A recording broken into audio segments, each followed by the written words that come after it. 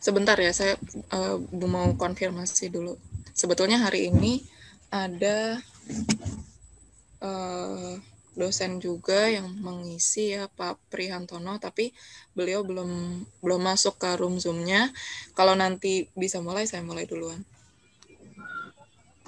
Oke, silakan dimulai saja oleh MC-nya. Jadi saya kan sebetulnya ada materi ya. Materinya itu buat hari pertama sama hari kedua. Nanti mungkin linknya baru saya kasih nanti ya. Jadi untuk sementara materinya yang ngoperasiin PPT-nya saya dulu, baru nanti yang di hari kedua saya kasih ke teman-teman MC atau moderator gitu, biar bisa diakses ya. Soalnya ini saya mau buka G Drive, udah keburu waktunya mulai duluan. Ya silakan MC dimulai. Oke, terima kasih Kak Nurul Anissa. Suaranya sudah terdengar ya teman-teman. Baik, saya buka terlebih dahulu.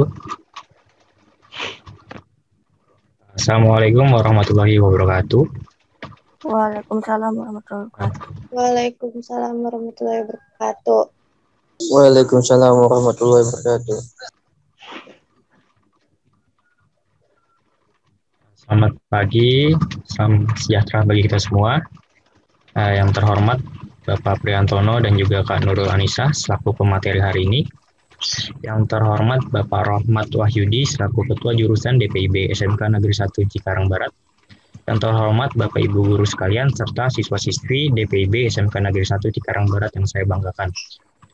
Puji syukur kita aturkan kepada Tuhan Yang Maha Esa atas berkat rahmat dan hidayahnya kita dapat bertemu kembali pada rangkaian BKL daring hari kelima pada pagi hari ini. Sebelumnya, izinkan saya memperkenalkan diri terlebih dahulu. Saya Viko Trisna Widiantara, mahasiswa Fakultas Teknik Universitas Negeri Jakarta. Pada kesempatan ini, saya akan berperan sebagai MC sekaligus moderator yang akan membantu jalannya acara PKL daring pada pagi hari ini. Adapun susunan acaranya yaitu yang pertama adalah pembukaan oleh MC, yang kedua adalah penyampaian materi terkait prosedur pemetaan lapangan oleh Bapak Prihantono dan juga Kak Nurul Anissa. Yang ketiga ada sesi tanya jawab, dan yang terakhir ada dokumentasi. Untuk menjaga kondusivitas selama acara berlangsung, mengingatkan kembali kepada seluruh peserta untuk mematuhi tata tertib yang berlaku. Seluruh peserta diwajibkan untuk menggunakan atau merename namanya sesuai dengan ketentuan yang berlaku. Seluruh peserta juga diwajibkan untuk membuka fitur kamera atau video dan mematikan fitur mikrofon selama pemaparan materi sedang berlangsung. Fitur mikrofon dapat diaktifkan kembali apabila acara sudah berada pada sesi tanya jawab. Langsung saja, kita langsung masuk ke materinya. Apakah sudah siap, Kak Nurul Anissa? Iya, sudah siap ya. Sudah siap. Oke, baik. Pada Kak Nurul Anissa, saya persilakan. Ya, untuk share screen saya bisa nggak ya? Saya coba dulu ya. Oh, hostnya bisa di ini nggak? Saya bisa dikasih akses nggak? Yes. Udah ya, oke. Sebentar, saya buka dulu.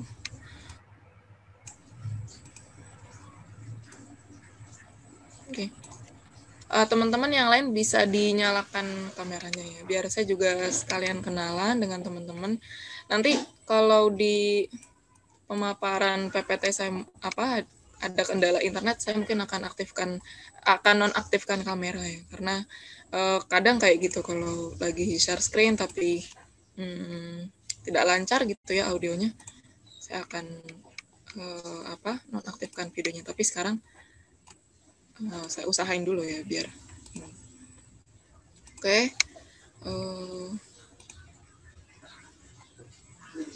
Oke, bismillah. Assalamualaikum warahmatullahi wabarakatuh. Selamat pagi teman-teman semua, teman-teman MC, Bapak dan Ibu Guru SMK Negeri 1 Cikarang Barat, dan teman-teman kelas 11 DPIB, jurusan DPIB. Hari ini dan besok, insya Allah kita akan belajar ya untuk ilmu pemetaan tanah atau ilmu ukur tanah ya. Nah, di antaranya kita akan belajar mengenai waterpass ya, alat waterpass, kemudian alat teodolit dan T0. Nah, karena ada 2 hari ini kita mempelajari penggunaan waterpass dulu, penyipat datar, lalu nanti sebagian untuk teodolitnya. Jadi yang penting hari ini dan besok itu materinya sudah tuntas untuk ketiga alat tersebut. Nanti akan bergabung Pak Pri ya untuk ikut menambahkan dari materi yang sudah diberikan, ataupun nanti kalau teman-teman ada pertanyaan itu bisa dijawab oleh Pak Pri juga gitu. Oke, jadi ini materinya, tenang aja nanti saya kasih linknya ya. Jadi teman-teman nggak usah dicatat, yang penting fokus aja dengan materinya. Oke ya. Oke, yang pertama ini adalah pengukuran polar dengan alat waterpass. Nah, saya nanya nanti teman-teman jawab ya, teman-teman DPIB. Teman-teman sudah pernah menggunakan alat waterpass? Sudah pernah menggunakan atau belum di sekolah? Sudah, Bu. Iya, sudah ya. Oke, jadi sebetulnya teman-teman udah punya gambaran ya mengenai alat penyipat datar atau waterpass ini. Apakah sudah melakukannya untuk pengukuran? Apakah waktu sekolah pernah melakukannya untuk pengukuran? Udah, Bu. Oke, udah ya. Nah, coba saya tanya dulu ya, nanti biar saya kasih materinya nggak terlalu lama gitu. Oke, jadi ini adalah inti dari pembelajaran kita untuk alat-alat waterpass ya. Nah, tentunya teman-teman karena sudah pernah menggunakan pasti sudah tahu kalau waterpass itu dia hanya pengukuran yang, nah ini dinonaktifkan dulu ya. Oke, jadi alat waterpass itu hanya bisa bergerak secara horizontal, tidak secara vertikal ya, namanya juga penyipat datar. Kalau misalnya yang bisa bergerak ke vertikal itu namanya penyipat ruang ya, atau teodolit yang bisa bergerak 360 derajat secara horizontal dan vertikal. Nah, jadi teman-teman pasti biasanya yang paling umum pengukuran yang digunakan itu untuk menghitung beda tinggi ya. Beda tinggi untuk area yang tidak terlalu luas. Itu bisa menggunakan alat penyipat datar. Oke. Nah, ini tidak bekerja ya ininya ya. Nah, jadi ini waterpass ya, mungkin ada teman-teman yang sudah lupa ya. Jadi waterpass itu alat pengukuran yang digunakan untuk menentukan beda tinggi antar titik-titik permukaan bumi. Nah, biasanya kalau di proyek konstruksi ya, ini paling awal gitu ya. Jadi sebelum ada pembangunan, itu untuk menentukan leveling dari tanahnya itu ditentukan dengan alat waterpass ini. Jadi nanti kalau teman-teman misal bisa PKL di lapangan dan sama sekali belum ada bangunan di atasnya, nah itu biasanya akan dilakukan pengukuran beda tinggi ini ya untuk menempatkan konstruksi yang benar di tanah yang mana gitu, di bagian tanah yang mana. Nah, di sini ada jenisnya penyipat datar, ada dumpy level, tilting level, dan alat sifat datar otomatis. Nah, ini ada alat-alat komponen ya, nama-namanya ya, nama-nama komponen dalam penyipat datar. Ya mungkin teman-teman kalau pas praktek gitu ya, kurang fokus dengan namanya, tapi lebih kepada fungsinya, yaitu nggak apa-apa sih sebetulnya. Gitu. Memang kita saat mengoperasikan alat ini, itu kan lebih fokus kepada penggunaan ya. Skrup ini buat apa, skrup itu buat apa gitu. Nah, di sini teman-teman bisa lihat di angkanya dan keterangannya apa gitu ya. Nanti akan ada video ya, akan ada video untuk penggunaannya gitu. Karena kita nggak lama ya waktunya, jadi disampaikan yang inti-intinya saja. Nah, ini ada bagian yang lainnya ya. Ada teman-teman bisa melihat di PPT ini untuk kejelasannya. Ya, yang paling bisa dipastikan yang ada pada setiap alat pengukuran tanah gitu ya, baik itu di waterpass, teodolit, dan T0 itu adalah NIVO ya. NIVO itu tabung gelas ya, tabung gelas yang ada isi seperti kelereng gitu ya, yang berfungsi untuk menetapkan keseimbangan dari alatnya gitu, keseimbangan dari alatnya itu dari NIVO. Makanya NIVO itu yang biasanya di set paling awal ya dari sebuah alat gitu ya. Ketika teman-teman sudah mendirikan statif gitu ya, pasti teman-teman udah pernah melakukannya ya, mendirikan statif. Nah, NIVO itu yang kedua dilakukan gitu ya, sebelum nanti melakukan pengukuran. Tuh. Nah, untuk sekrup-sekrupnya nanti akan ada penjelasan dari video aja ya. Nah, ini dia. Tentu teman-teman kalau bisa praktek langsung ya, ini kan kita prakteknya PKL-nya online gitu ya. Jadi teman-teman silakan membayangkan gitu ya, membayangkan bagaimana tahap-tahapannya gitu ya. Kalau yang sudah pernah melakukan mungkin ingat, tapi kalau yang sudah lupa gitu ya, ini diingatkan lagi. Nah, di sini kita menyetel NIVO kotak dulu ya. NIVO kotak itu dengan mengatur sekrup yang ada di triangle si alat water pass-nya itu. Ya, nanti teman-teman kalau praktek itu akan bisa dengan sendirinya biasanya ya. Kemudian, nah di sini untuk cara pembacaan rambu ukur ya. Tiap rambu ukur ini ya, satu garis ini bernilai 1 cm atau 10 mili ya. Nah, di sini kan ada huruf E-nya ya. Ini seperti huruf E terbalik gitu ya. Yang E merah dan E hitam gitu ya. Nah, setiap E ini itu adalah setengahnya ya, setengah senti atau setengah 50 mili ya, bukan setengah senti tapi 5 senti ya. Nah, di sini ketika nanti teman-teman ingin melakukan pengukuran ya, pastikan NIVO kotaknya itu sudah di tengah, dan ketika mau menempatkan rambu-rambu ukur di titik-titik yang akan diukur gitu ya, itu harus vertikal juga. Nah, vertikalnya dengan alat water pass tukang batu ya. Oke, nah ini alat water pass-nya ya, untuk ditempelkan di rambu ukurnya atau bak ukurnya. Gitu ya. Nah, kemudian ketika nanti teman-teman melihat dari lensa ya, lensa bidik di water pass itu, pasti ini yang teman-teman lihat ya. Aduh, apa suaranya hilang nih ya? Yang suaranya hilang ini ya, dipastikan lagi koneksi internetnya ya. Oke, nah ini ya.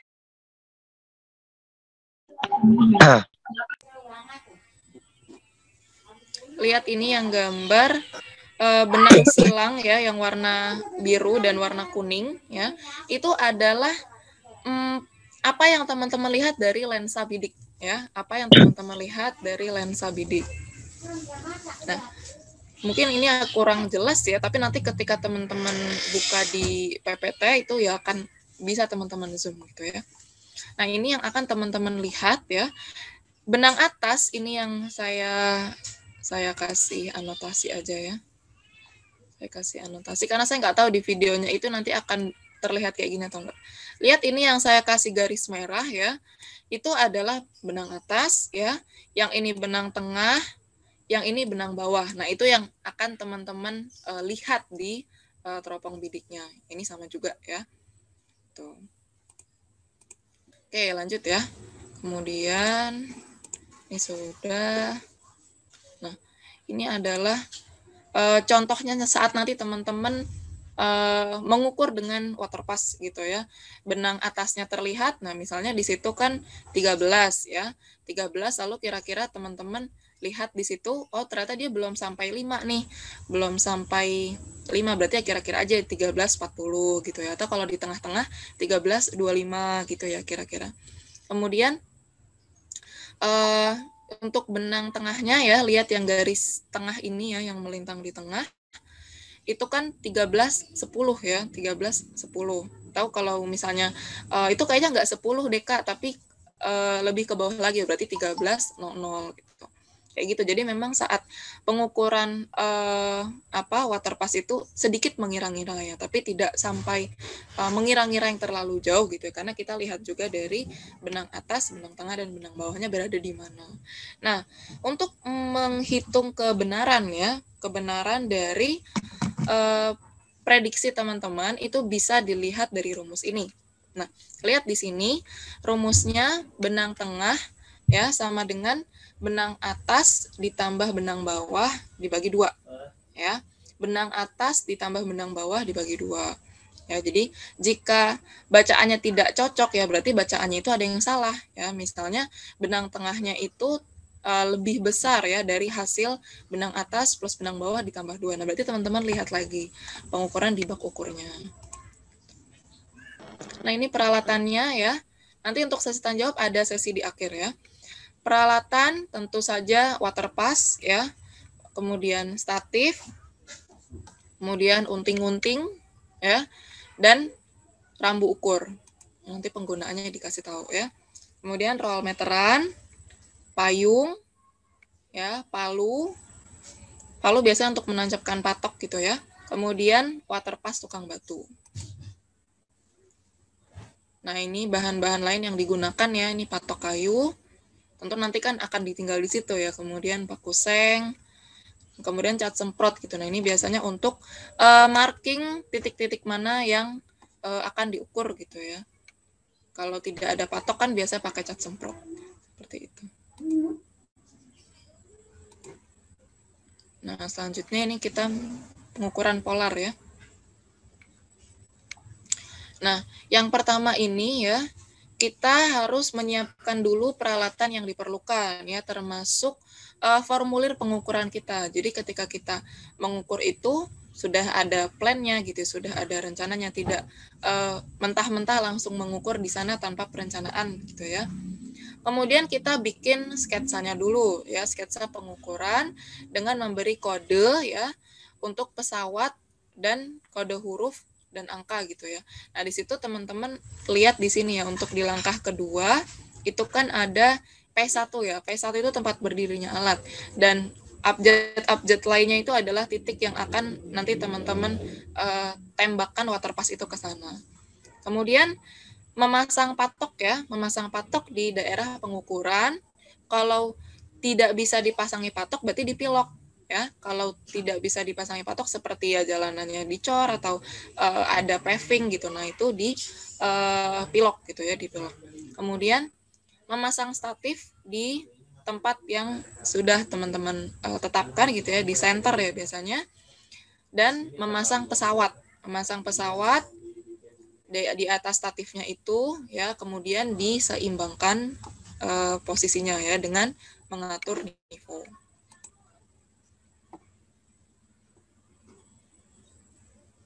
Nah, selanjutnya setelah teman-teman yakin ya nivonya itu telah berada di tengah gitu ya, ditaruh unting-untingnya ya, ditaruh unting-unting itu dipasang ya, ada pengaitnya di alatnya itu dipasang di situ untuk menetapkan kedudukan pas di tengah ya, pas tegak lurus gitu ya dengan pesawatnya. Nah, kemudian teman-teman periksa gelembung nivonya ya dengan diputar kelipatan 90 derajat ya, atau memutar siku ya, 90, 180, 270, 360.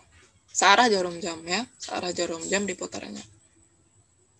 Kemudian teman-teman mengukur tinggi pesawat ya, dari tanah ke AS teropong, dan dicatat itu tingginya berapa. Nah, itu jadi tinggi pesawatnya.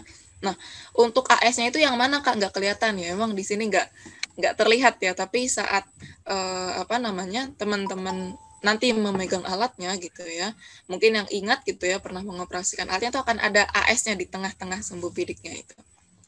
Nah, kemudian kita membidik patok yang sudah didirikan bak ukur ya dengan visir ya. Nah, jika belum pas ke arah bak ukur, gunakan skrup halus horizontal. Supaya apa? Supaya dia tuh bisa bergerak dengan halus gitu ya. Jadi di skrup yang ada di water pass itu kan ada yang bisa memindahkan ya sudut itu dengan jumlah yang besar gitu ya, tapi ada juga yang halus. Nah, teman-teman gunakan yang halus karena lebih detail gitu ya, lebih teliti, ketelitian lebih tinggi. Nah, kemudian bidik semua titik ya yang sudah tadi teman-teman tetapkan itu dengan pilok ataupun patok. Terus dicatat bacaan tengahnya berapa, bacaan atasnya berapa, bacaan bawahnya berapa, dan bacaan sudut horizontal setiap titiknya ya. Dan titik A dibuat 0 derajat. Nah, tadi kan teman-teman lihat titik A tuh. Titik A itu titik yang awal ya. itu dibuat 0 derajat. Nah, baru nanti sisanya ngikutin ya. Nah, itu jangan lupa ya kalau mau menghitung dengan bak ukur digunakan water pass juga ya untuk bak ukurnya. Nah, kemudian ukurlah jarak ya dengan meteran, tadi meteran roll itu ya masing-masing titik terhadap pesawat ya, berarti dari titik ke tengah ya. Dan titik A terhadap titik yang lain, titik awal terhadap titik yang lain. Nah, maka jika teman-teman sudah merencanakan dengan baik ya untuk pengukuran polarnya, itu sudah terisi nih si data laporan ini ya. Data laporannya sudah terisi dengan titik-titiknya, misalnya teman-teman titiknya ada 3 nih, atau ada 5 gitu, berarti A, B, C, D, F, G gitu, atau A, B, C, D, E gitu, atau A, B, C saja. Kemudian bacaan bak ukurnya, atasnya berapa, tengahnya berapa, bawahnya berapa ya. Kemudian sudut horizontalnya, kan kalau sudut horizontal yang A itu pasti 0, 0, tapi yang sisanya mengikuti ya. Dan jaraknya, jarak optisnya berapa ya. Kemudian beda tingginya ya, nanti akan teman-teman bisa hitung ya, dan tinggi tanahnya itu berapa gitu ya. Nah, itu keterangannya itu adalah sketsa dari pola yang sudah teman-teman ukur. Kayak gitu. Nah, jangan lupa dicatat juga cuacanya ya, apakah saat pengukuran itu cuacanya hujan atau mendung atau terik gitu ya, dicatat. Catat juga waktunya ya. Waktu pengukurannya itu dari kapan sampai kapan ya. Dari jam berapa, misalnya dari pagi sampai siang gitu ya. Catat juga nomor seri pesawat dan kejadian waktu pengukuran. Nah, setiap pesawat itu ya biasanya ada nomornya. Nah, teman-teman catat di situ. Ada nomornya berapa gitu ya serinya. Kemudian ada nggak kejadian waktu pengukuran? Misalnya saat pengukuran gitu ya. Misalnya kejadian apa gitu ya. Apakah dari pesawatnya ada masalah gitu, apakah dari lokasinya yang bermasalah gitu ya. Misalnya batas patok yang sudah teman-teman taruh itu hilang atau berpindah atau gimana gitu. Nah, itu bisa saja terjadi ya. Kalau patoknya itu dari kayu, nah itu bisa saja hilang atau berpindah gitu atau bergeser gitu ya. Nah, kemudian selesai praktikum, mengembalikan alat dengan benar dan periksa alat sebelum dikembalikan. Jadi setelah selesai ya, jangan lupa semua yang sudah teman-teman pakai gitu ya, pastikan alat-alatnya itu kita minjem ya, kita minjem ke sekolah, kalau yang mahasiswa minjem ke kampus gitu ya, itu di list dan harus dibalikan sesuai dengan yang dipinjam gitu. Minjamnya misalnya 10 alat gitu ya, berarti mengembalikannya 10 alat juga dan ditata dengan rapi gitu ya. Oke. Selanjutnya coba saya lihat dulu PPT-nya kalau ini, oh ya ini ya. Nanti ini ada videonya ya, sebenarnya ini video bentuknya. Kemudian ini perhitungan beda tinggi ya dan tinggi tanah. Nah, ini adalah perhitungan jarak dan beda tinggi ya. Ini hasil-hasil dari koordinat teman-teman yang tadi sudah koordinat pengukuran batas atas, bawah gitu ya, itu teman-teman masukin ke rumus ini untuk menghitung distance ya atau jarak. Nah, jika memakai sudut vertikal atau zenith ya, itu rumusnya seperti itu ya. Batas atas kurangi batas bawah dikali 100 dikali sin dari sudutnya ya. Bisa pakai kalkulator ya kalau kayak gini. Kemudian untuk sudut vertikal yang elevasi dengan cos ya. Nah, nanti baru di koma jarak optisnya, jarak datarnya. Nah, kalau perhitungan beda tinggi ya, perhitungan beda tinggi ya sama gitu ya, tinggal dimasukkan aja rumusnya gitu ya. Delta H gitu ya, tinggi alat dibagi DH per tan V dikurang BT ya, batas tengahnya ya. Tadi kan sudah menghitung batas tengahnya, sudah menentukan batas tengahnya.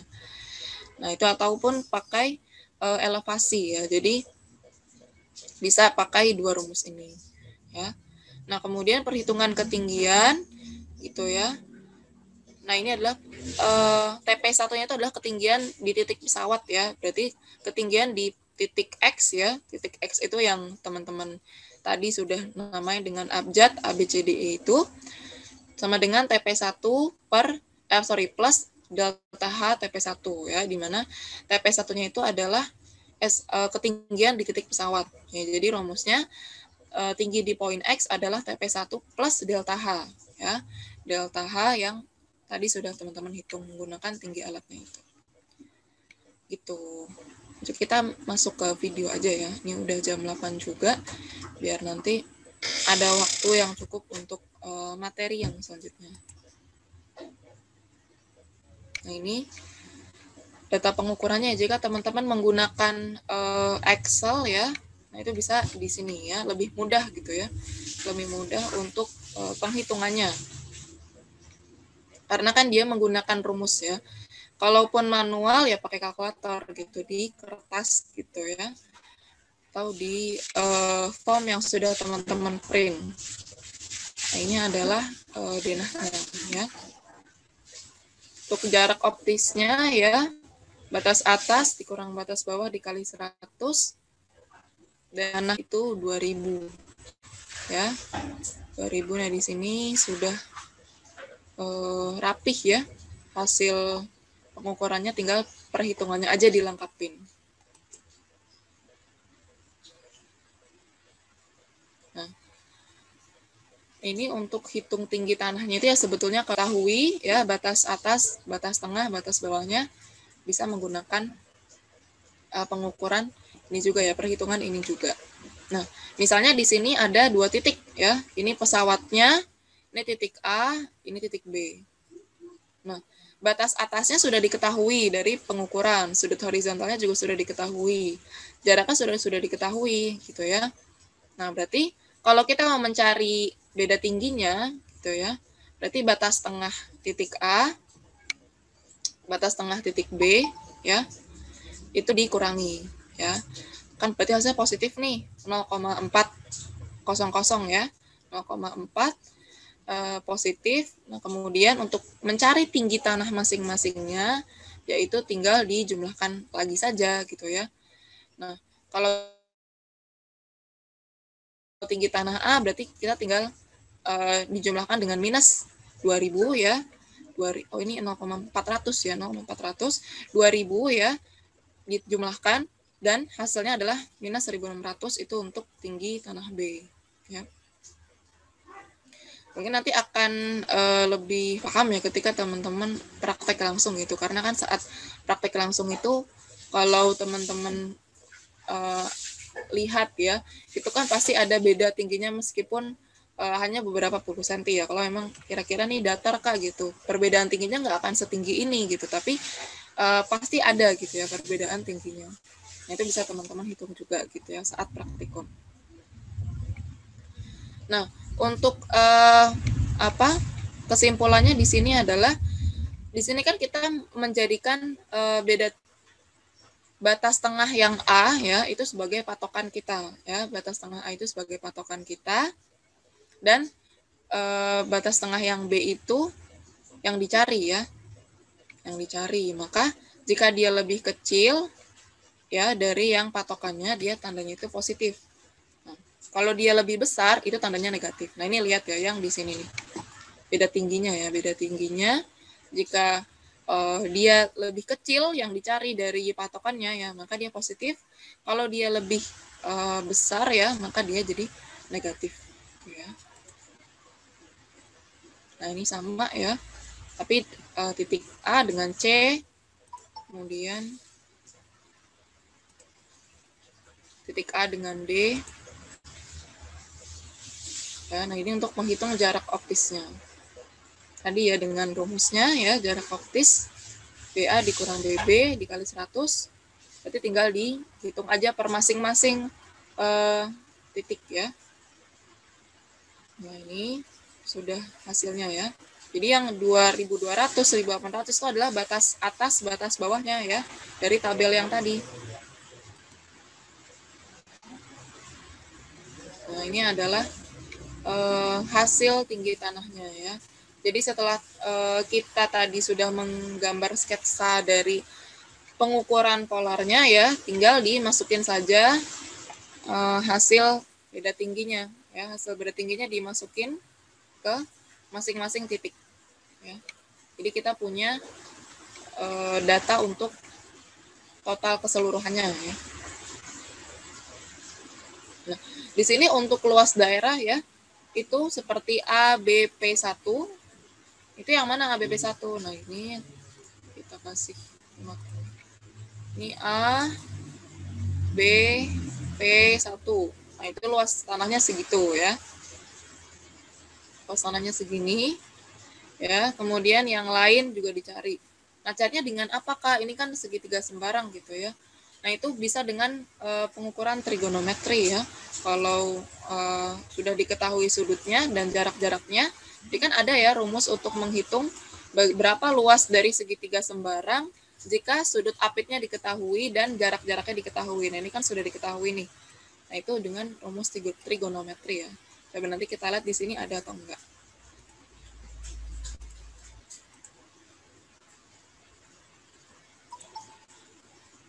Nah, ini sudah contohnya. Oke lah. Kita coba masuk ke videonya ya.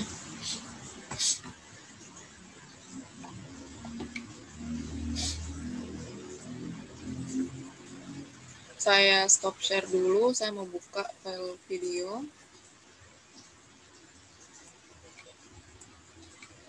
Maaf ya, itu saya tuh nggak bisa untuk apa namanya?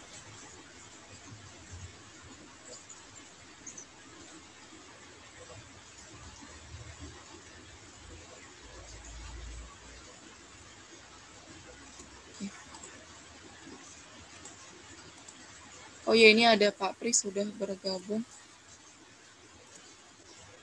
Saya mau nyetel video, mati. Nah, ini dia. Nah, ini untuk detail videonya ya. Coba kita setel. Semoga terdengar suaranya.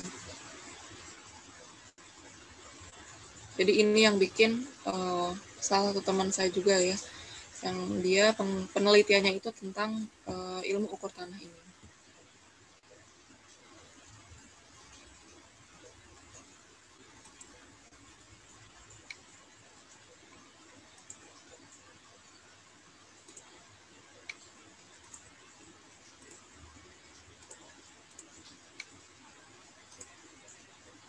Nah, ini deh. Ya. Sudah terdengar ya?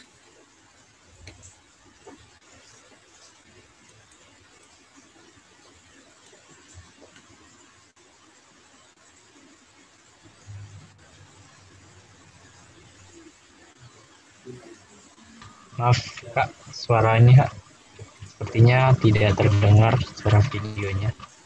Suaranya nggak terdengar ya? Iya. Sebentar ya, saya harus... Oh, ini belum share sound, sorry. Ya.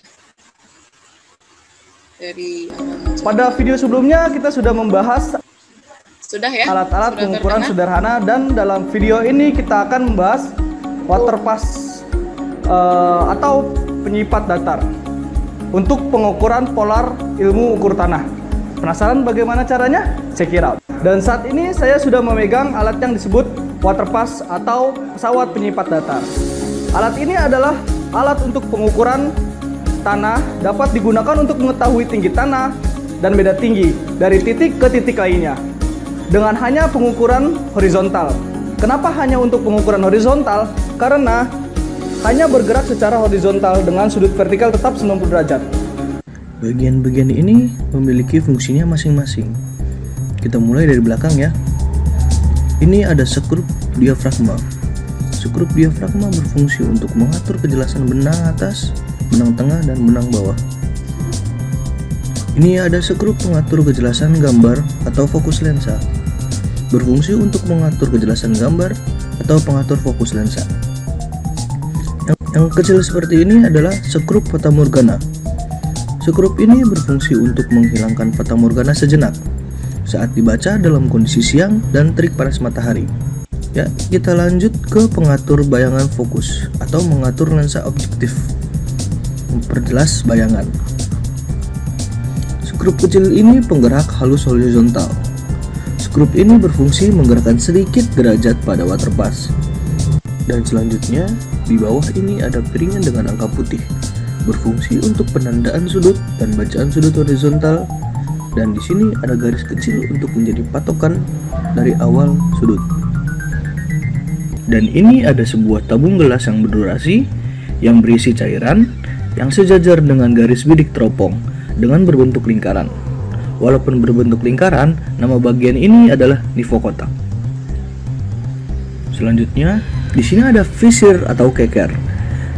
Visir atau keker adalah garis yang terletak paling atas pesawat, berfungsi untuk membidik kasar.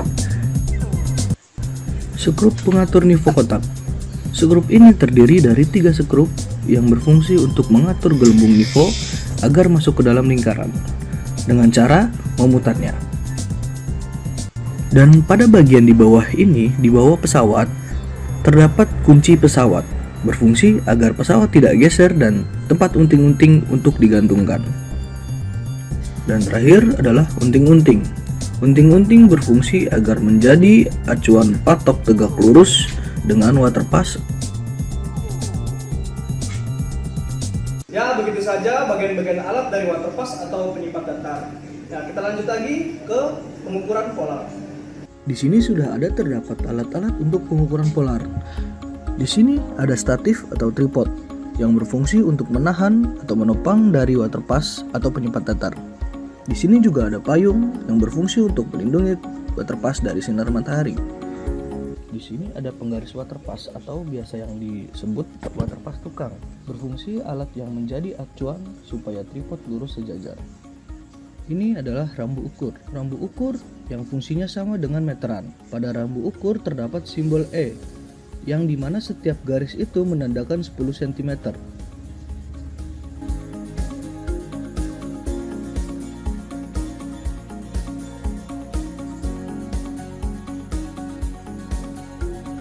Sekarang kita lanjut ke bagian pengukuran polar. Hal yang pertama yang dilakukan adalah mematok tanah yang akan ditinjau.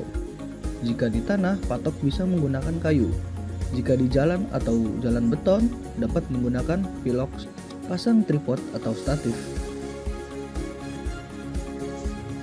Dan atur sampai sejajar dengan bantuan waterpass penggaris.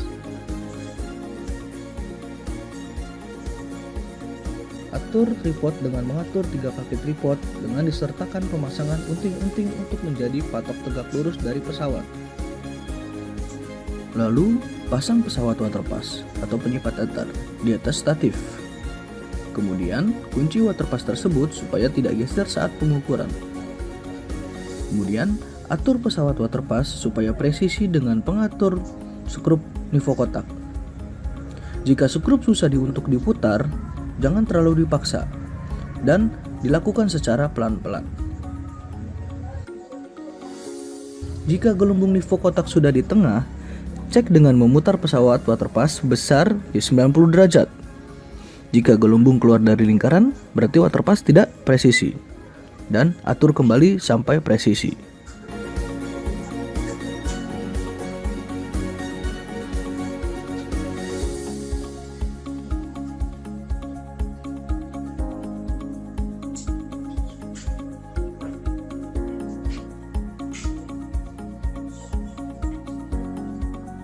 Setelah sudah siap semua diukur, kemudian didirikan rambu ukur terhadap patok.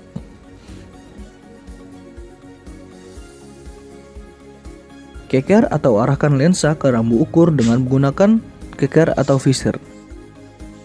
Tadi pasang waterpass kebalik gitu. Harusnya Kemudian berdiri tegak. dilihat dari lensa, pas atau belum ke arah bak ukur atau rambu ukur. Jika belum tepat dan butuh sedikit digeser, gunakan skrup penggerak halus horizontal sampai tepat benang dengan rambu ukur. Kemudian lihat benang atas, benang bawah, benang tengah, dan kemudian catat dari benang atas, benang bawah, dan benang tengah.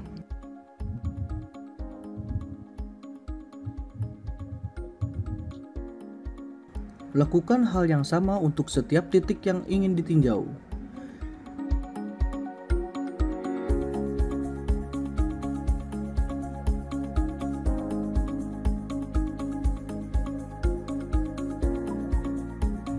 Masang water passnya Jika sudah kebalik, selesai harusnya praktik, berdiri tegak. ikuti alat-alat yang sudah digunakan.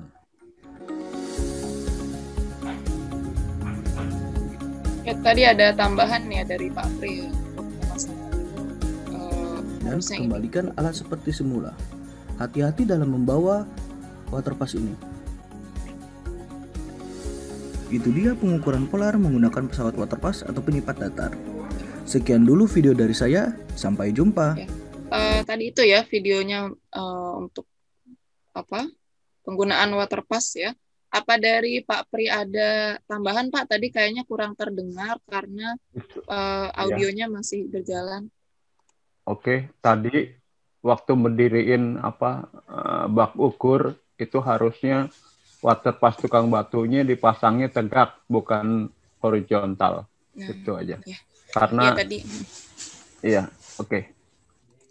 Iya, ya tadi teman-teman yang melihat bak ukur itu kan ada waterpass tukang batunya ya, itu harusnya dipasangnya itu tegak ya, tegak gitu. Kayak yang tadi di PowerPoint gitu. Sedangkan tadi yang di video itu kan arahnya itu horizontal ya. Itu kayak gitu ya koreksinya teman-teman. Apa ada lagi Pak yang mau ditambahkan? Jadi kemiringannya si bak ukur akan menentukan kebenaran dari rumus tinggi dan jarak gitu ya. Jadi harus benar-benar tegak lurus ya. Terima kasih. Ya, terima kasih Pak. Jadi itu ya teman-teman, jika nanti teman-teman melakukan pengukuran dengan waterpass, dipastikan seluruhnya itu harus lurus ya. Baik itu dia tegak lurus gitu ya, yang tegak gitu ya, arah vertikalnya maupun arah horizontalnya, karena akan mempengaruhi bacaan benang. Kemudian kalau nanti dihitung juga mempengaruhi gitu ya. Khawatirnya menjadi tidak valid ya karena kesalahan praktikum saat di lapangan. Tuh. Oke, sekarang materi yang untuk waterpass sudah selesai ya. Nah, kita masih ada waktu 30 menit lagi karena nanti akan ada pertanyaan. Ini saya lanjutkan materinya untuk penggunaan ini ya, teodolit. Teodolit. Saya buka dulu materinya.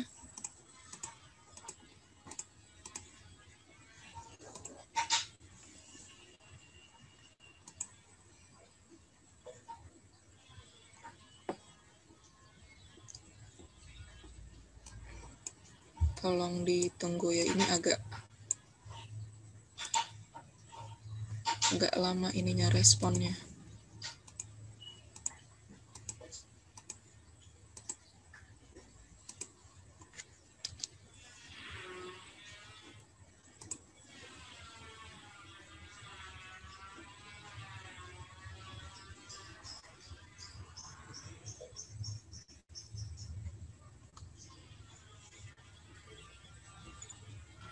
Oke.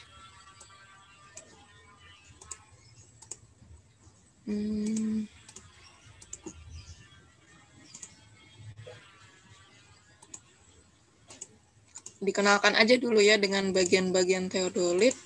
Sepertinya di sini saya lebih enak mengenalinya itu via video saja. Jadi kita lihat dulu ya untuk bagian teodolit topcon.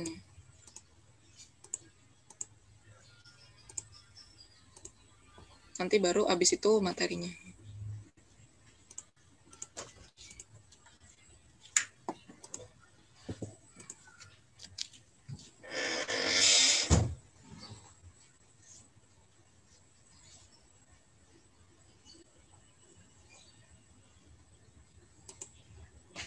Teodolit topcon dengan sama saja dengan teodolit T0, akan tetapi sudut sudut dari teodolit top cone ini sudah diatur sebisa mungkin ke dalam 0 derajat dengan cara mengetahuinya dengan memutar ini. Ini harus sejajar dengan sudut vertikalnya juga. Semuanya harus sejajar. Di sini akan menentukan titik nolnya. Oke. Terus di bawah ada skrup pengatur nivå kotak. Di sini tidak ada namanya skrup pengatur nivå tabung karena nivå kotak dan nivå tabung di sini sudah jadi satu skrup. Di selanjutnya ada pengunci sudut, pengatur sudut, pengunci pengatur sudut dan penggerak pengatur sudut halus. Nah, di sini ada pengganti bandul, fungsinya untuk melihat ke bawah sesuai dengan patok atau tidak. Nah, di sini ada skrup pengunci sudut vertikal dan skrup penggerak halus vertikal. Kita lanjut ke sini. Di sini ada namanya skrup pengunci horizontal dan skrup penggerak halus horizontal. Kita ke sini. Di sini ada namanya nivå tabung. Di dalam ini nivå tabung. Nivå tabung dan nivå kotak harus sama-sama presisi. Kita lanjut. Di sini ada namanya pengatur kejelasan lensa atau fokus lensa. Di sini tempatnya untuk derajat, menit, detik, dan vertikal horizontal. Di sini tempat untuk mengeker atau lensa diafragma. Maksud saya skrup diafragma. Kita lanjut, di sini ada visir dan ini adalah lensa objektif. Untuk ini adalah mikrometer, detik, derajat, dan menit. Ini tempat masuknya cahaya. Untuk cahaya masuk dapat melihat dari sudut horizontal, vertikal juga. Pada alat ini sama seperti dengan T0, akan tetapi alat ini tidak ada pengatur nivå tabung. Jadi alat ini sudah terdapat nivå kotak dan nivå tabung juga pasti lurus. Nah, caranya sama. Jika kita putar ke arah kanan, ke arah jarum jam, dia akan naik daerah sini. Jika putar berlawanan arah, dia akan turun daerah sini. Ya, sekarang kita masukkan ke dalam nivå kotaknya.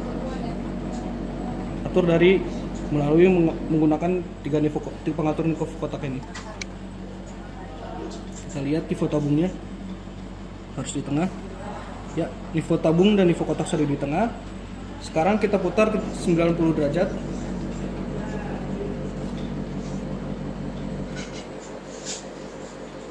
Akan di tengah juga. Coba lihat.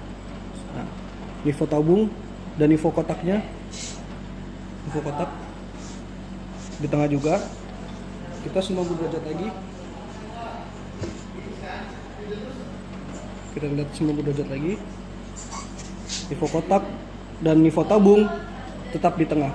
Berarti alat ini siap dipakai. Oke. Untuk untuk melihat dan mengatur sudut.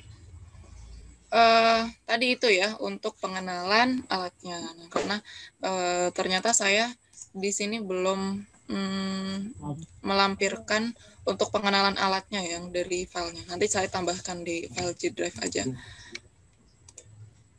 Oke, selanjutnya penjelasan singkat mengenai teodolit ya. Jadi sebetulnya teodolit itu yang sudah tadi teman-teman lihat, kurang lebihnya itu mirip cara pemasangan untuk statifnya gitu ya, alatnya dengan waterpass ya, alat waterpass. Tapi perbedaannya itu kalau yang tadi itu dijelasin ya, kalau alatnya ini bisa mengukur untuk ke arah putaran vertikal ya, beda dengan waterpass yang hanya ke putaran horizontal saja. Apakah teodolit itu bisa digunakan untuk pengukuran polar? Bisa juga ya, bisa juga untuk pengukuran polar gitu. Jadi kalau mau mengukur polar, ternyata nggak ada alat waterpass nih, bisa pakai theodolit juga gitu, karena dia juga bisa berfungsi sebagai penyipat datar juga, asalkan sudutnya itu tegak 90 derajat gitu ya. Oke, nah kalau yang sekarang kita akan mempelajari tentang stake out ya. Jadi stake out itu adalah pemindahan ya titik-titik koordinat dari peta ya. Misalnya kita sudah ada peta nih yang akan kita ukur gitu ya ke permukaan bumi gitu ya, ke permukaan tanah yang akan kita ukur. Nah, itu namanya stake out. Nah, stake out-nya itu dengan alat theodolit yang digital ya, makanya nanti ketika dia alatnya itu sudah digital akan ada tampilan digital dari layar theodolitnya ya. Mungkin kalau teman-teman di sekolah itu apakah sudah menggunakan theodolit yang digital teman-teman di sini untuk praktikum IUT-nya, atau masih ini? Sebentar, saya off dulu. Apakah sudah pernah menggunakan theodolit digital selama praktikum? Sudah pernah? Belum? Belum. Belum ya. Belum bisa. Oke, jadi ya nanti silahkan ini ya memang agak berimajinasi ya, agak membayang-bayangkan gitu bagaimana untuk penggunaannya gitu ya, karena memang kalau untuk penggunaan alat theodolit yang digital itu akan ada tombol-tombol yang ditekan gitu ya di alatnya, sehingga nanti data-data itu ya sudah otomatis terkumpul dalam alat theodolitnya gitu ya. Karena dia digital, tentu data-data tersebut itu bisa dimasukkan ke komputer gitu ya dengan software tertentu ya, dan kita juga akan pasang memori di sana gitu ya. Tapi ya nggak apa, karena belum, nanti dilihat aja materinya gitu ya. Siapa tahu nanti setelah bisa sudah mengetahui sedikit-sedikit gitu ya, saat praktikumnya itu jadi lebih lancar. Oke ya, ini materi untuk stake out ya. Nah, jadi pengukuran untuk theodolit itu ya selain stake out ya tadi bisa pengukuran polar gitu ya, kemudian poligon terbuka tertutup ya, tapi yang di sini dijelasin yang stake out dulu ya. Nah, jadi stake out itu adalah satu model pengukuran yang digunakan untuk menentukan lokasi koordinat suatu titik lapangan. Nah, prinsipnya itu adalah terbalik dengan konsep pengambilan data lapangan. Nah, kalau pengambilan data lapangan gitu ya, itu kan seperti tadi ya yang pengukuran polar itu ya, kita mengukur koordinat ya titik lapangan gitu, atau nanti kita mendapatkan data dari lapangannya itu ya untuk kita analisis, untuk kita hitung. Sedangkan stake out itu kita mengembalikan koordinat ke lapangan dari desain atau map yang sudah kita punya. Nah, ada banyak cara untuk pekerjaan stake out gitu ya. Nah, ini ada 4 cara ya. Stake out berdasarkan koordinat X, Y, Z ya, dengan data koordinat, berdasarkan data koordinat. Kemudian stake out berdasarkan HAHD, yaitu besaran sudut horizontal dan jarak datar ya. Kemudian stake out defline dan stake out refline ya. Tapi di lapangan yang sering digunakan itu adalah yang berdasarkan nilai koordinat yang X, Y, Z itu, karena lebih praktis dan mudah. Nah, di sini, di PPT ini ya menjelaskannya yang stake out berdasarkan koordinat ya. Jadi, karena yang paling umum dilaksanakan yang X, Y, Z ini, jadi materinya lebih ke situ. Nah, ini yang saya maksud dengan teman-teman nanti akan mengklik ya atau mengoperasikan dari si alat theodolit digitalnya ini. Nah, jadi ketika nanti teman-teman sudah bisa ya, sudah belajar untuk input atau mempelajari bagaimana cara mengoperasikan teodolit digital ya tinggal memencet tombol-tombol saja yang sudah di-setting gitu ya. Yang pertama itu kita menginput koordinat ya. Menginput koordinat karena kita akan melakukan pekerjaan stack out berdasarkan koordinat, maka tentu harus diinput dulu titik-titik yang akan kita stack out itu, termasuk juga nilai koordinatnya ya. Nah, ini ada dua cara. Yang pertama itu cara manual ya, atau langsung ya. Di sini memasukkan satu persatu ke dalam alat teodolit ya, total stationnya ini. Nah, caranya dari menu ya, terus ini Kogo ya, input X, Y, Z. Nah, ini kalau teman-teman sudah ada datanya tinggal dimasukin aja ya. Nah, serta kode-kodenya kemudian tekan enter untuk menyimpan. Ada kok nanti kalau teman-teman sudah menggunakan total station itu kayak handphone ya, dia mirip-mirip kayak handphone gitu. Kemudian dengan komputer. Nah, kalau tadi itu kan di alatnya ya. Kalau di alatnya itu kayak gitu. Kalau dengan komputer ya, itu ya istilah lainnya itu kita upload data ya, atau kita mengunggah data. Mengunggah apa? Mengunggah koordinatnya ya. Nah, di situ diperlukan software ya, karena dia sudah digital gitu ya, maka kita membutuhkan software di komputer kita gitu ya. Nah, kemudian kita bisa langsung melakukan stack out ya, prosedur stack out. Iya, nanti nanyanya pas sesi akhir ya, Hanif Ibrahim. Nanti bisa setelah sesinya selesai, karena kayaknya nih saya isi sampai jam 8.45. Nanti 15 menitnya untuk saya tanya jawab gitu ya. Nah, di sini stack out itu dilakukan setelah semuanya sudah terset ya, baik itu si alatnya maupun data-data awal ya, atau data-data yang akan kita masukkan. Misalnya kita pengukurannya di mana, di jalan mana gitu ya. Terus data-data koordinatnya sudah dimasukkan, berarti kita tinggal melaksanakan prosedurnya ya. Nah, di sini prosedur pengukurannya itu adalah seperti sewaktu akan melakukan pengukuran detail ya, yaitu setup alat dan centering. Kemudian input STN dan backside serta kita membidik ya. Nah, di sini untuk masuk ke menu stack out gitu ya, kita akan menekan tombol SO ya. Kemudian menekan tombol nomor 8 sehingga akan tampil berikut ini. Nah, ini adalah menu yang ditampilkan di teodolitnya ya, teodolit digitalnya, total stationnya ini kayak gini untuk menu stack out. Nah, di sini kita memilih untuk koordinatnya ya, X, Y, Z-nya, sehingga akan muncul ini ya. Nah, masukkan poin yang akan kita stack out gitu.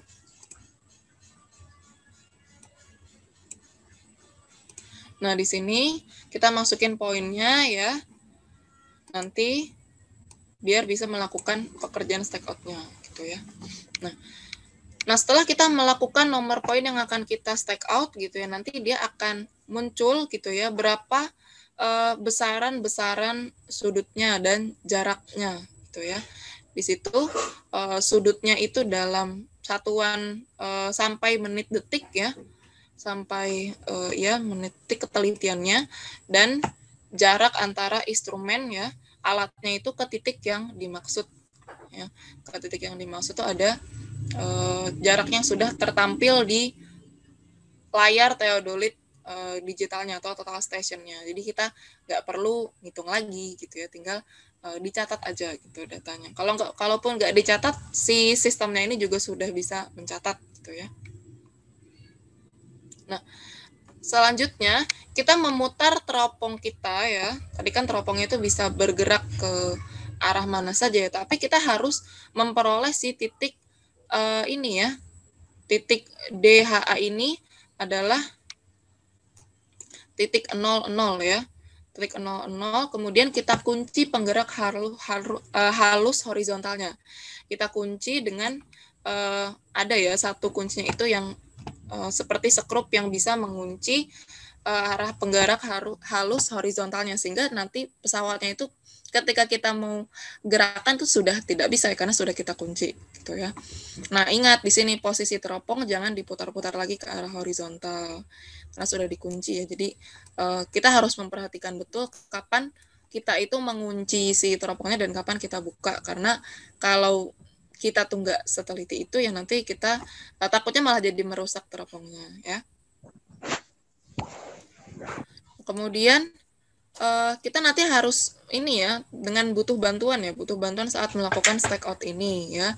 Nah, di sini asisten surveyor yang memegang prisma ya, berjalan sejauh jaraknya itu, jarak horizontalnya dengan mengikuti arah teropong ya, supaya nanti kita yang membidik dan ada orang lain yang membantu untuk memegang si prisma itu ya. Kemudian kita membidik si prisma detailnya itu dengan menekan tombol MSR ya. Di sini MSR di alat total stationnya ya, sehingga nanti akan muncul ya si layar ini ya, di layar ini di total stationnya kita. Tuh ya. Kemudian, nah di sini kan ada informasinya ya. Di sini informasinya itu seperti R, IN, dan FIL ya. Nah di sini apa sih keterangannya gitu. Nanti ada sebetulnya ini ada keterangannya, nanti teman-teman bisa pelajarin di mata pelajaran ilmu ukur tanah ya. Nah kemudian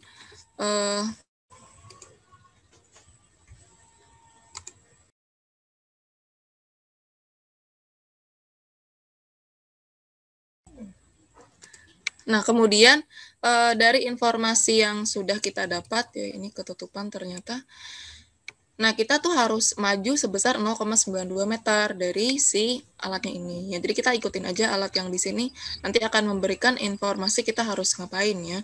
Kemudian kita tekan MSR lagi sampai kita memperoleh selisih jarak horizontalnya itu 0 ya. Nah, kemudian kita melakukan hal yang sama ya. Kita melakukan hal yang sama untuk membidik prisma detail dengan tombol MSR ya. Kemudian kita nanti menyesuaikan untuk posisi prismanya itu, apakah kita akan bergerak ke titik tertentu sebesar sekian meter dari petunjuk yang diberikan oleh theodolite total stationnya gitu ya, sampai selesai, sampai semua titik itu sudah dipindahkan ya, titik-titik koordinat yang sudah kita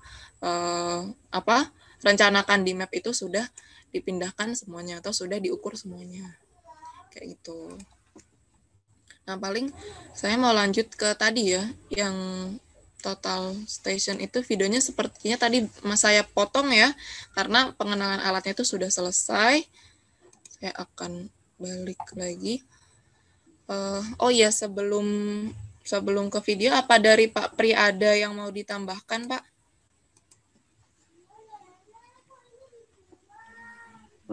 Kalau tadi theodolite topcon itu tidak punya arah utara, jadi harus pakai HP arah utaranya, baru arahkan ikuti HP arah utaranya. Terus kalau digital theodolite itu hampir sama dengan digital theodolite manual digital.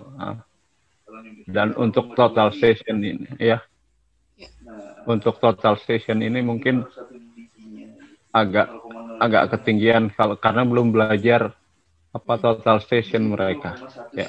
Terima kasih ya. Terima kasih Pak. Itu ya teman-teman sedikit insight gitu ya. Jadi meskipun teman-teman belum mempelajari, tapi setidaknya sudah tahu gitu ya, untuk ternyata untuk pengukuran ukur tanah itu selain waterpass ada lagi alat yang lain gitu yang bisa melakukan pengukuran di aspek-aspek yang lain gitu ya. Misalnya kalau waterpass itu kan ya untuk pengukuran polar gitu ya, tapi untuk pengukuran stakeout ya bisa dengan theodolite gitu ya, tidak bisa dilakukan dengan si waterpass tadi. Tuh. Semoga nanti teman-teman cepat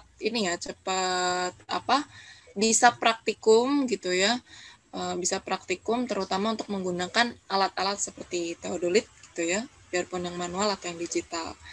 Nah ini saya lanjutkan dulu videonya, mungkin nanti setelah lanjut videonya akan ada sesi tanya jawab ya, karena sudah jam 8.37 juga. Saya lanjutin videonya.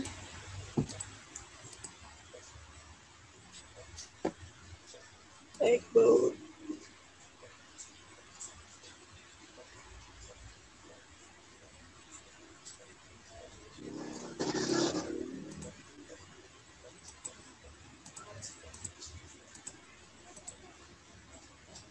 Oke, saya share screen.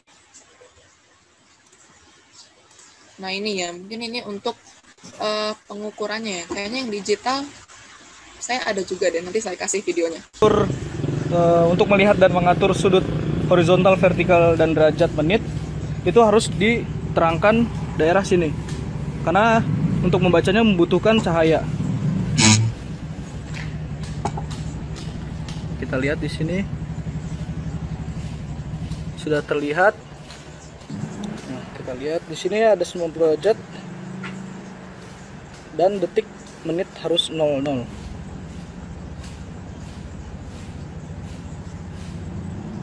Oke, semuanya.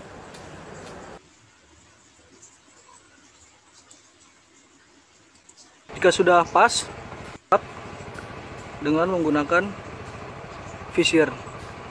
Jika sudah pas, lalu lihat ke dalam.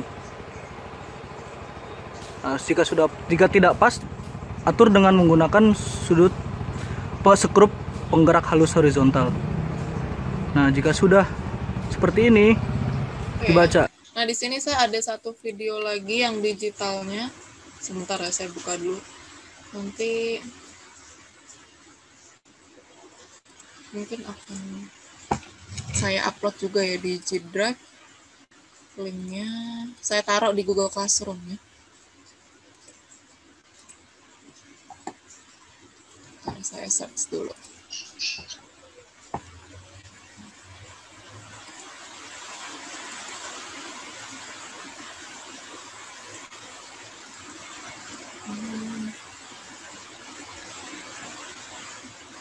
Satu video lagi untuk yang pengenalan kode digitalnya ya. Nggak lama kok.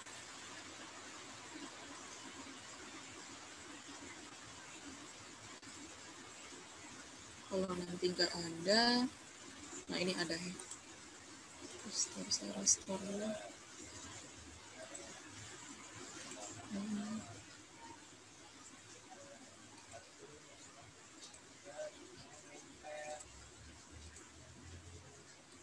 Oh, kayaknya nggak ada nih.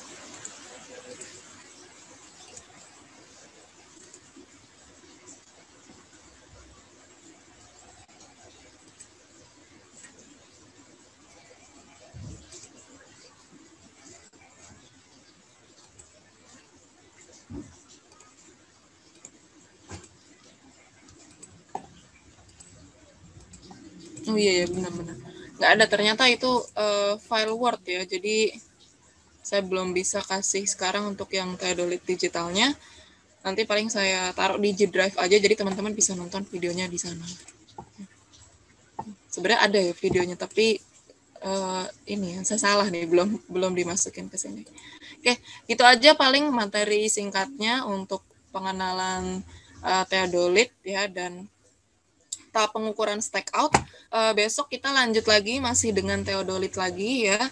Theodolit yang digital saya usahain besok teman-teman bisa nonton videonya ya, dan tahu pengukuran yang lain menggunakan theodolit digital maupun manual.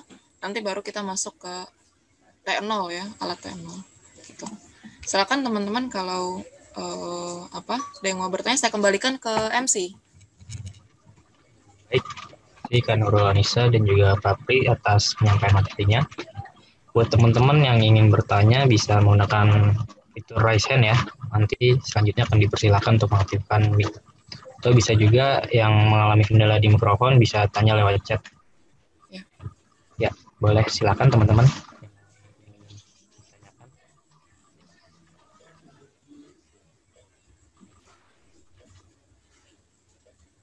Silakan yang mau bertanya, nanti bisa dijawab oleh saya atau Pak Pri.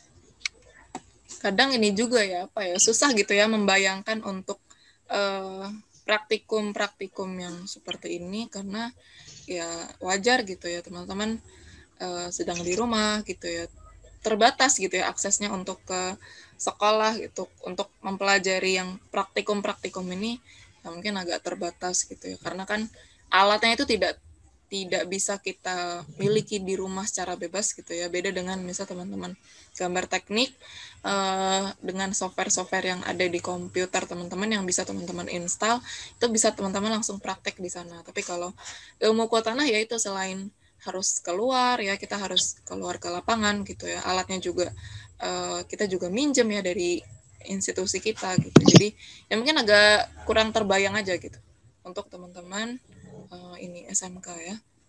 Ini teman-teman mahasiswa juga kayak gitu kadang-kadang. Kalau nggak praktek langsung kurang berasa gitu ya belajarnya. Ada yang mau bertanya? Silakan yang mau bertanya.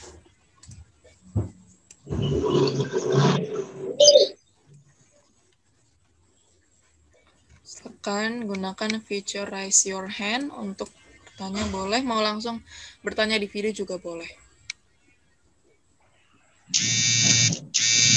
Jadi Hanif Ibrahim mau nanya di chat boleh? Mau nanya Tidak di chat bisa. boleh ya. Nanti kita jawab juga.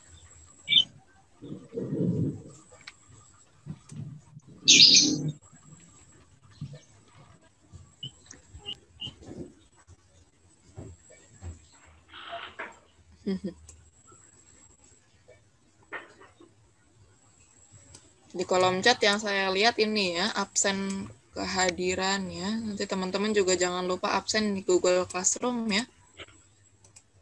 Untuk absen PKL hari ini.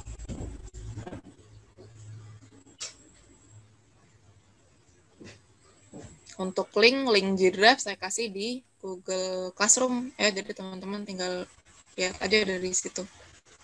Untuk materi semuanya saya taruh di sana. Dan ya karena waktunya kan terbatas ya, jadi saya menyampaikan yang poin-poin pentingnya aja ya. Untuk yang sisanya teman-teman bisa baca di file Word-nya atau file PowerPoint atau bisa langsung lihat videonya. Sebetulnya di YouTube itu juga banyak ya untuk pengenalan alat-alat ukur tanah ya. Mau ngomong langsung juga boleh ya.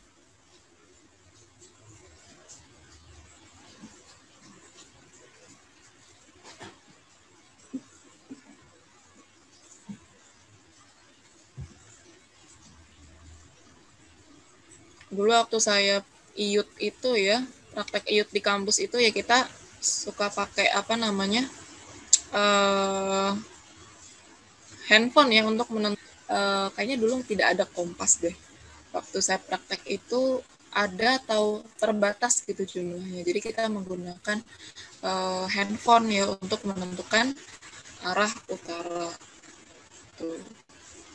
Kalau handphone sekarang sudah canggih-canggih ya, jadi bisa untuk menentukan arah mata angin juga ketika kita tidak memiliki kompas ya. Kalau ada kompas juga bisa.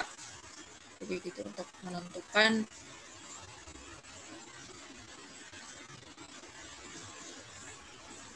Jangan lupa bertanya, silakan. Ini hujan ya.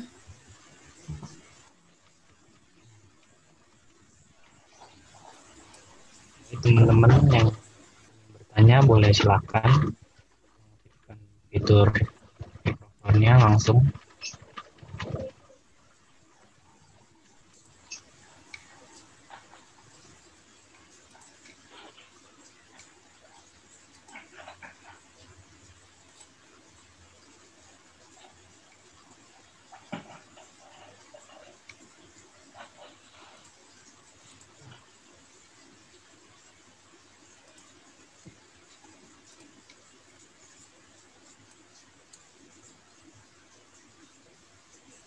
Atau dari Pak Pri ada yang mau ditambahkan? Mungkin kalau tidak ada, ya sudah gitu. Mungkin sudah paham gitu ya anak-anaknya. Ya. Gak apa-apa kalau tidak ada yang bertanya karena bingung mungkin ya gitu. Baik Pak Pri. Jadi handphonenya itu nanti ditaruh di atas pesawatnya, di atas apa di bawah teropong tapi di atas nipo tabung itu.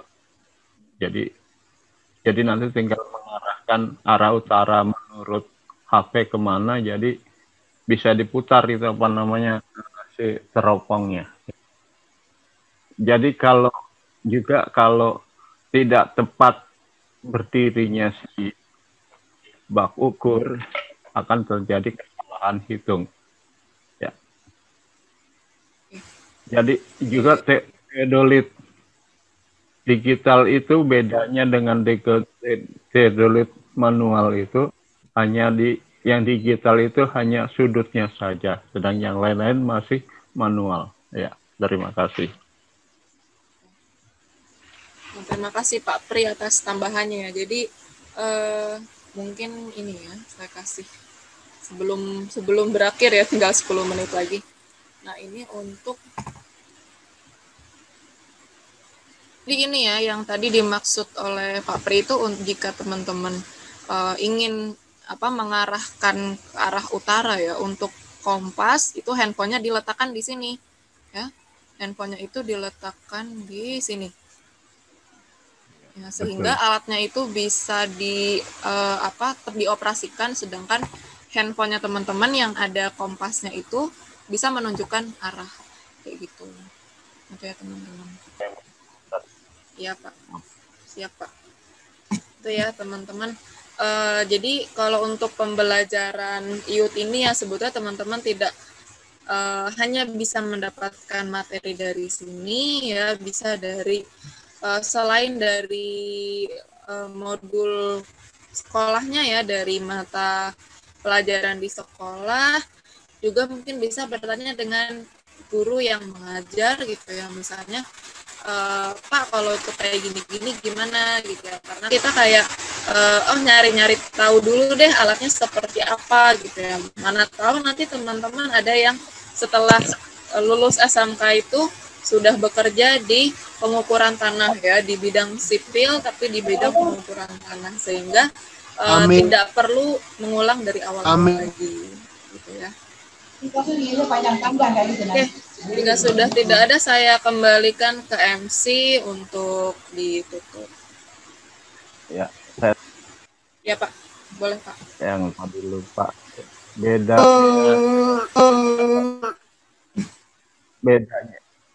bedanya Topcon dengan T0.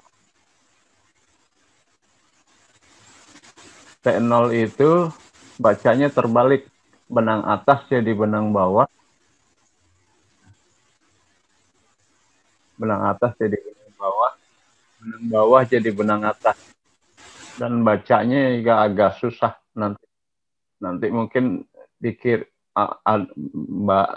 Mbak Nurul itu punya materinya. Kalau Topcon itu bacanya gampang.